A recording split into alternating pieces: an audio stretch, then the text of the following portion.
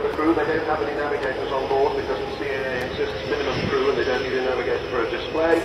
Barry Macefield, he's in one of the 3 rear seats. Let's just watch the aircraft touch down.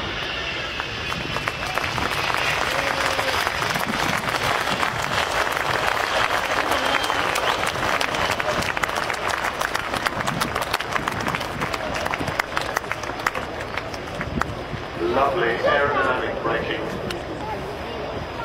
And if I wasn't holding a microphone, I'd be clapping too.